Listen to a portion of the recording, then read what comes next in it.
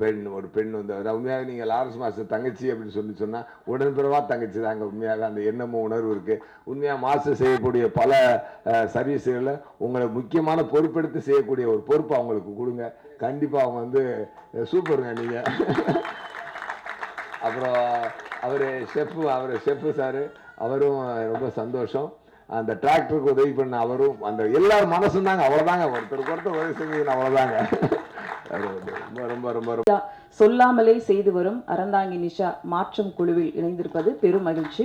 அறந்தாங்கி நிஷா அவர்களை சில வார்த்தைகள் பேச அழைக்கிறோம்.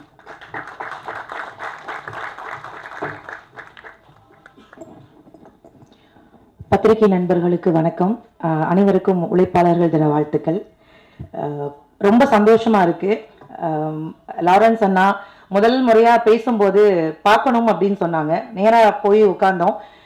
போய் முதல் முறையா உட்காரும் போது அவர் ஒரு நடிகராகவும், நான் அவரை பார்த்தல, நம்ம திரைப்படத்துல பார்த்துருக்கோம்ல, அப்படிதான் போய் நான் உட்கார்ந்தேன். ஒரு 5 நிமிஷம் பேச ஆரம்பிச்சிருப்போம். அதுதான் உடன்பிறப்பு மாதிரி. அச்சா 2 பேருமே அப்படிதான் இருக்கோம். அந்த போட்டோ எடுத்து போய் எங்க அம்மாட்ட காமிச்சேன். நான் பெத்த பிள்ளை மாதிரியே இருக்கேடி பண்ணாங்க. அம்மா, அவர் நீங்க பெத்த பிள்ளை இல்ல, இந்த உலகத்துல எல்லாரும் பெத்த பிள்ளை மாதிரி தான் அவர் இருக்காரு. அது கண்மணி அம்மா வந்து உலகத்துல எல்லாருக்கும் அவர் பிள்ளை அப்படின்னு ஒப்படைச்சிட்டாங்களோ என்னவோ தெரியல. அந்த மாதிரி 2 பேரும் பேச ஆரம்பிச்சோம். மாற்றம் நிறைய சொல்லுவாங்க. மாற்றம் ஒன்றுதான் மாறாத வார்த்தை அப்படின்னு சொல்லுவாங்க. என்னை பொறுத்த வரைக்கும் மாற்றத்தினால் நிறைய விஷயம் மாறப்போகுது. அதுதான் உண்மையான விஷயம். பேசும்போது நிறைய பேச ஆரம்பிச்சோம். என்ன மாதிரியான விஷயங்கள் பண்ண போறாங்க அப்படின்னு நான் தெரிஞ்சுக்க ஆசைப்படும் போது அண்ணா கிட்ட இருந்து வந்த முதல் வார்த்தை, விவசாயம் முதல்ல ஹெல்ப் பண்ணணும்டா, விவசாயிகளுக்கு ஏதாவது ஒண்ணு பண்ணணும் அப்படின்னாங்க. எனக்கு ஒரு பெரிய சந்தோஷம். இந்தியாவினுடைய முதுகெலும்பு விவசாயின்னு சொல்லுவாங்க. அதனாலதான் யாருமே திரும்பி பாக்குறது இல்லையோ என்னவோ தெரியல. பெருசா அவங்களுடைய கஷ்டம் நமக்கு தெரியாது இல்ல. நாங்கெல்லாம் கிராமத்துல இருந்து வந்திருக்கோம். நிறைய கடன் பிரச்சனை, நிறைய ஒண்ணும் இல்ல. நீங்க கிராமங்கள்ல போய் தெருவோரத்துல ஒரு கீரை கட்டி எவ்வளவுன்னு கேட்டா 10 ரூபான்னா அந்த பாட்டி 1/2 மணி நேரம் திருட்டு போவான். 10 ரூபாயான்னு. ஆனா கண்ணாடி ஷோரூம்ல வச்சிருந்தா எவ்வளவு வேணாலும் கொடுத்து வாங்கிட்டு போவோம். அது வேற பிரச்சனை. ஆனாலும் கிராமங்கள்ல இன்னமும் கஷ்டப்படக்கூடிய விவசாயிகள் எத்தனையோ பேர் இருக்காங்க. அதற்கு ரொம்ப அழகா ஒரு மூலதனமா அந்த டிராக்டர் கொடுக்கணும் அப்படின்னு சொன்னப்ப எனக்கு ரொம்ப ரொம்ப சந்தோஷமா இருந்தது.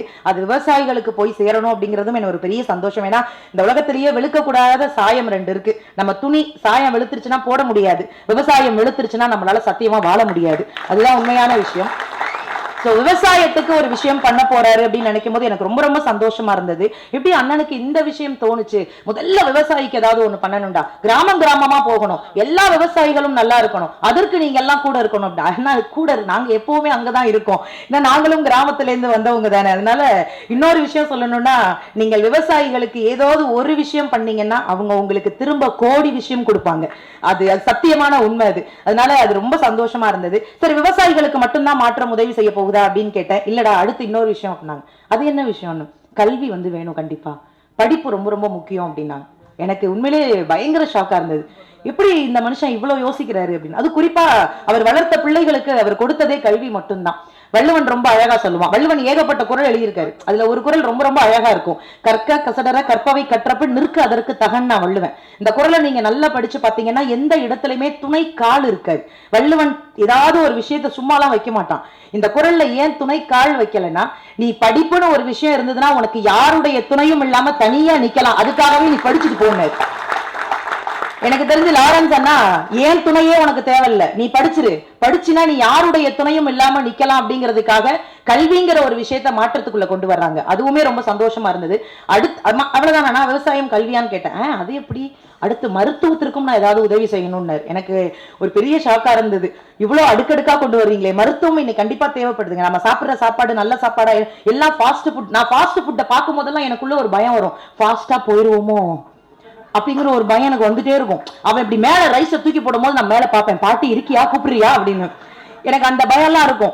நம்ம என்ன உணவு சாப்பிடுறோம், நம்ம எப்படி வாழ்றோம். இதை விட பெரிய குடும்பம். நேத்து கோவிஷீல்டு பத்தி ஒரு விஷயம் வந்தது. எங்க மாமியார் எனக்கு போன் பண்ணது, நீ கோவிஷீல்டு தானே போட்ட. ஆண்டவா, இந்த நேரம் பார்த்து நீ போன் பண்றீன்னு. அவ்வளவு பயம். மருத்துவம் சார்ந்து ஏகப்பட்ட விஷயங்கள் இருக்கு. வளரக்கூடிய பிள்ளைகள், குழந்தைங்களுக்கெல்லாம் சுகர் இன்னைக்கு இருக்கு. நாம ஒரு காலத்துல உணவே மருந்துன்னு சாப்பிட்டோம். இன்னைக்கு உணவை மருந்து மாதிரி சாப்பிட்டுக்கிட்டு இருக்கோம். இவ்வளவு அளவுதான் அப்படின்னு.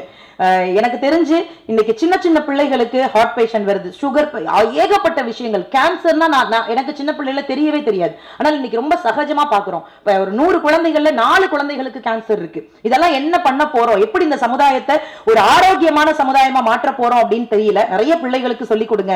இயற்கையான உணவை உண்பதற்கு நிறைய பெரியவங்க இருக்கீங்க, சொல்லிக் கொடுங்க. பத்திரிகையாளர்கள் தயவு செஞ்சு அதெல்லாம் வெளியில நிறைய இடங்கள்ல சொல்லுங்க. சோ மருத்துவம் ரீதியாக லாரன்ஸ் நான் என்ன பண்ண போறாங்க அப்படின்னு நானும் ரொம்ப கேட்டேன். முடியாத குழந்தைகள், வசதி இல்லாத குழந்தைகளுக்கு அங்கேயும் தேடி தேடி போய் அந்த மருத்துவ உதவியை நான் பண்ண போறேன்டா, என்னுடைய குழுவா நாங்க பண்ண போறோம் அப்படின்னு சொன்னாங்க. எனக்கு ரொம்ப சந்தோஷமா இருந்தது. கல்வியாக இருக்கட்டும், விவசாயமாக இருக்கட்டும், மருத்துவமாக இருக்கட்டும், தேடி தேடி தேடி உதவி செய்வோம். பெரியவங்க சொல்லுவாங்க, நீ ஒரு கை நீட்டி மற்றவர்களுக்கு உதவி செய்து பார், அங்கே இரு கை உன்னை கடவுளாக வணங்கும்னு சொல்லுவாங்க. அவர்கிட்ட வாங்கின எத்தனையோ பேர் இன்னைக்கு அவரை தெய்வமா தான் பாக்குறாங்க. அது குறிப்பா என்ன மதிச்சு கூப்பிட்டு உட்கார வச்சு இந்த பொறுப்புகள் நான் உனக்கு கொடுப்பேன், இறைவனுக்கு பயந்து அதை ஒழுங்கா பண்ணணும்டா அப்படின்னு ரொம்ப சந்தோஷமா இருந்தது. அண்ணா கண்டிப்பா நான், ஏன்னா இப்ப வரைக்கும் நாங்கள் பண்ணக்கூடியதெல்லாம் எங்க கிட்ட இருக்கக்கூடிய ஏதோ, நான் பட்டிமன்ற பேச்சாளர், விஜய் டிவில வேலை பாக்குறோம், அதுல இருக்க வருமானத்தை வச்சு ஏதோ என்னால முடிஞ்சதை நான் பண்ணிக்கிட்டு இருக்கோம்னா அப்படின்னு இல்லடா, அதுவே போதும்.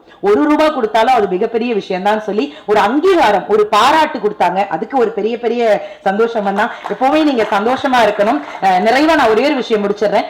பணம் காசு கொடுத்துதான் உதவி பண்ணணும் அப்படின்னு கிடையாது. தானத்தில் சிறந்த தானம் நிறைய பேர் சொல்லுவாங்க, அன்னதானம் சொல்லுவாங்க, பணம் கொடுத்து என்ன தானம், ரத்த தானம் நிறைய சொல்லுவாங்க. ஆனா என்ன பொறுத்த வரைக்கும் தானத்தில் சிறந்த தானம் நல்ல வார்த்தைகளை அடுத்தவர்களுக்கு தானமா கொடுங்க. அதுதான் உலகத்திலேயே மிகச்சிறந்த தானம். நீ நல்லா பண்ற, நீ நல்லா இருக்க, நீ சூப்பரா இருக்க. அந்த வெள்ளத்துல எல்லாம் அந்த நம்ம உதவி பண்ணிட்டு வீட்டுக்கு போகும்போது எனக்கே ஒருத்த மெசேஜ், ஒரு மீம்ஸ் அனுப்பிச்சிருந்தான், ஆஹா அறந்தாங்கி நிஷான் பார்த்தா ஆயா தாண்டா சாப்பாடு கொடுத்துட்டு இருக்குன்னு. ஏண்டா இதுக்காக நான் என்னோட ஃபுல் மேக்கப்ல போய் நிக்க முடியும்? அடுத்தவர்களுக்கு உதவி செய்யும் போது அவர்கள் மனதை காயப்படுத்துற மாதிரி எந்த வார்த்தையும் பயன்படுத்தாதீங்க. அதை நான் ரொம்ப தாழ்மையா கேட்டுட்டு, இந்த மாற்றம் இனி உலகம் முழுக்க யாருக்கும் ஏமாற்றம் ஏற்படாது அப்படிங்கிற ஒரு நம்பிக்கையோடு நீங்க எல்லாருமே லாரன்ஸ் அண்ணாவை ஒரு பெரிய கைத்தட்டல் கொடுத்து அவருக்கு வாழ்த்து கொடுக்கணும். ஏன்னா இந்த வயதுல இவ்வளவு ரசிகர்களை சம்பாதிச்சது மட்டும் கிடையாது, எத்தனையோ குடும்பங்களை சம்பாதிச்சிருக்காங்க. அதையும் தாண்டி நாங்கெல்லாம் டிவியில பார்த்து வியந்த எஸ்.ஜே. சூர்யா சார் ஒரு மிகப்பெரிய நடிகர், எல்லாவற்றிற்கும் மேலாக அவர் ஒரு இயக்குனராகி இன்றையோடு 25 வருடம் ஆயிடுச்சு. அதுக்கு ஒரு பெரிய கைத்தட்டல் கொடுங்க. இயக்குனரா, நடிகரா எத்தனையோ விஷயங்கள் சாதிச்சிருக்கக்கூடிய அந்த ஒரு மிகப்பெரிய நடிகர் மாற்றத்துல இணைஞ்சு நானும் ஏதோ ஒரு மாற்றம் என்னால செய்ய முடியும்னு நிரூபிக்கிறதுக்காக காத்திருக்கக்கூடிய அந்த ஒரு மனிதருக்கும் ஒரு மிகப்பெரிய நன்றியை சொல்லி, வந்திருக்கக்கூடிய அத்தனை பேருக்கும் நன்றி கூறி எல்லாரும் மாற்றத்துல இருப்போம். இனிமே யாருக்கும் ஏமாற்றம் வராத அளவிற்கு பார்த்துக் கொள்வோம். நன்றி, வணக்கம்.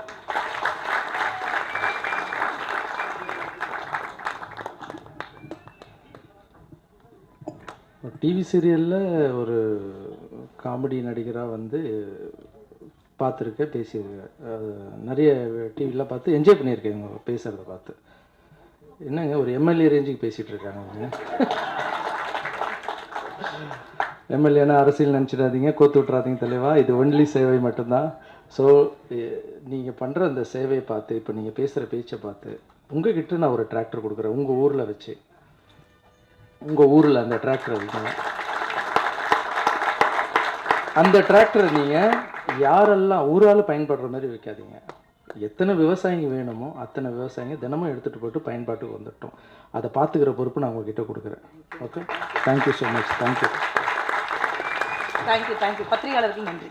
தேங்க்யூ சகோதரி. கிட்டத்தட்ட கோப்பை